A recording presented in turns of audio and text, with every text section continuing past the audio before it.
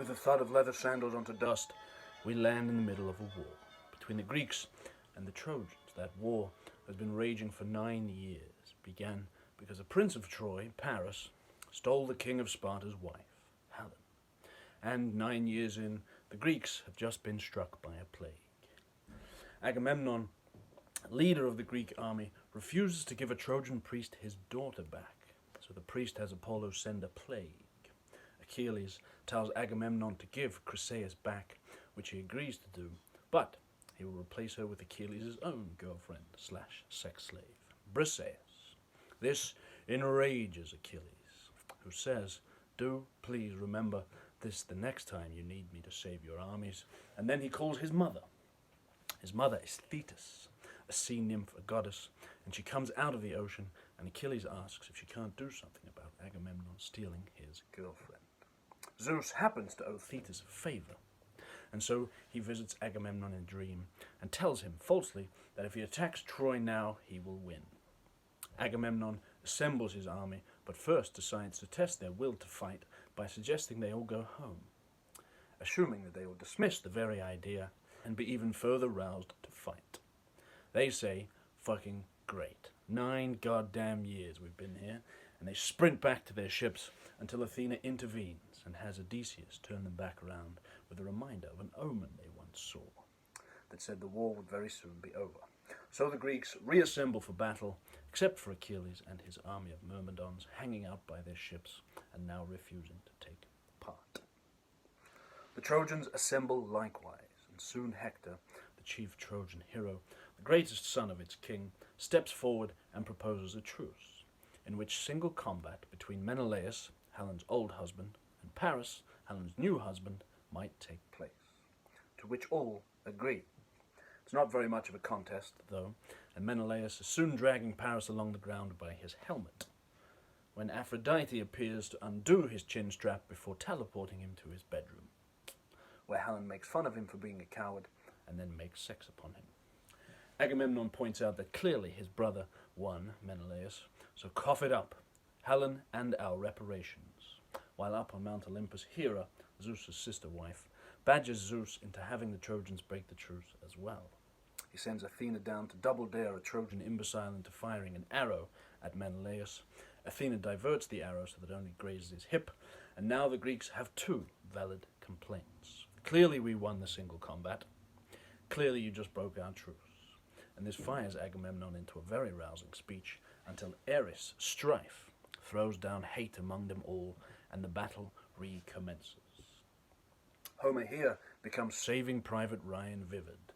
Pyrrhus speared him up the navel, his bowels uncoiled, spilling loose on the ground, and the dark came swirling down across his eyes. Until we have the first of 3 of what are called Aristeia, when a single hero goes absolutely mental on his enemies.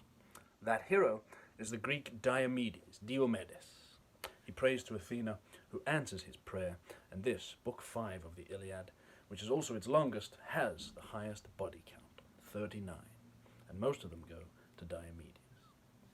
He dares to try to kill Aphrodite, a goddess, and even manages to stab her in the wrist, but as the gods are bloodless, so they are called deathless, athanatos, and she merely returns wailing up to Olympus. This word, athanatos, is like our English words, atypical, asymmetrical, apolitical. Thanatos is the Greek word for death. Athanatos means without death, that is, deathless. It's the alpha privative in ancient Greek. Athanatos is used 106 times in the Iliad and is the chief descriptor of the gods who are in charge of absolutely everything except for fate. They are immortal, and that immortality is what most separates them from humans, who happen to inevitably die. As you can see by Diomedes' latest move, the gods are very close to Homer's humans, the humans of Homer's humans. We can touch, see, hear, stab the gods, we can ask them to intervene, and it's this closeness in Homeric religion that is in part responsible for the Greeks always believing that they can and should become such incredibly excellent individuals. And now Hector joins the fray, enters the fray, does something to the fray, jumping down from his chariot and charging with spears in hands, guarded by Ares, the god of war. Hector kills so many people that Hera complains to Zeus and says, if that was me helping the goddamn Greeks, I'd never hear the bloody end of it.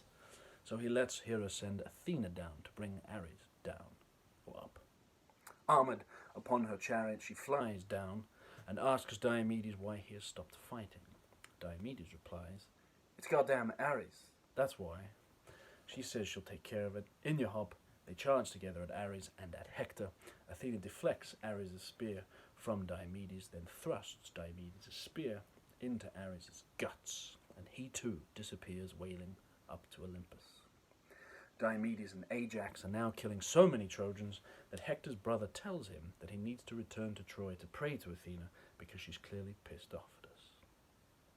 Hector returns to his city. He castigates Paris for being a coward, then chats to his own wife, Andromache, who appeals to their son. You're going to get yourself killed, husband, my dear, and he shall be fatherless. I will be a widow. You are my everything. Please, I love you. Do it for me, for us. Stop fighting. Hector looks at her and eventually says, nah. Plus, think of it this way. When you're enslaved, people will look at you and say, that is the widow of Hector. Hector! Plus, if it's my fate to die, it is my fate to die, and no one has ever escaped fate. I said earlier that the deathless gods control everything except for fate. Fate, in ancient Greek, is Moira, which also happens to have been my great-grandmother's name. Moira is the noun. The Moirae are the beings responsible for everyone's fate, but Homer doesn't mention them, so we'll cover them next week. With Hesiod, the Fates have a fascinating fate, with Plato later claiming that they are the daughters of necessity. In Homer, fate is very often mentioned in tandem with death. Dark death and mighty fate. Fate, asks Hector, rhetorically, no one alive has ever escaped it, neither brave man nor coward. It is born with us the day that we are born. Way to go, Hector. Anyhow, Achilles goes back out to the battle, and Paris comes with him in his very shiny armour, while up on Olympus, Athena and Apollo clash over going back down to intervene. They decide that to finish the war, Hector should challenge the Greeks now to single combat. So Hector calms everyone down, Greek and Trojan, and challenges the Greeks to send someone out to face him. 9 men volunteer. They cast lots as to who will go out. They scratch their marks on stones and put them in Agamemnon's helmet, and Ajax the Great is drawn. They fight. It's evenly matched, but night falls and Hector calls a draw between them. Back in the Greek camp, wise old Nestor now urges the Greek leaders to ask for a day of truce so that they can collect their dead and fortify their positions around their ships. Then Priam entreats for the same as did Nestor in Troy, a day of truce so that the Trojans can collect and cremate their dead. The truce is agreed upon, and when the sun comes up, both sides go out and collect their corpses. Then the Greeks build a gated wall around their camp and dig a trench just outside that wall and stick palisades in to guard it. But all night long, the master strategist Zeus plotted fresh disaster for both opposing armies. Zeus now comes down to earth himself, overlooks the battleground, holds up his scales, and down goes the Greek side. And when the battle resumes, the Greeks start to lose, and to lose so badly that Agamemnon in tears prays to Zeus to let his men live. The battle goes back and forth, but slowly turns further against the Greeks, who are pushed primarily by Hector all the way back to their new trench. Athena and Hera try to intervene. Zeus forbids them. They plead with him, and he tells them, and us, that Hector cannot be killed until Achilles leaves his ships in order to fight for the body of his friend, Patroclus. For so it is divinely ordained. Thank you for the spoiler, Zeus.